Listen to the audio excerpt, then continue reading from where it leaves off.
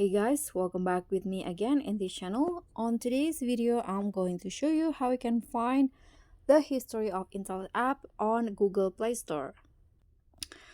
So by I mean history is if you want to know what apps have you installed in the past and maybe you want to reinstall it, here's how you can find it.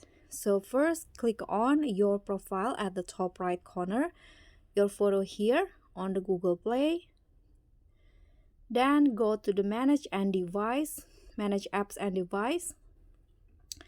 Click on manage.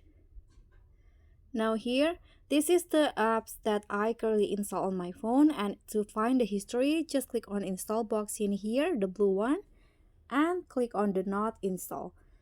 So do not install here are the apps that currently not installed on my phone, but I have installed it in the past. Okay, so that's all from me. Thank you so much for watching. Don't forget to like, comment, and subscribe. Also click on the thanks. Bye.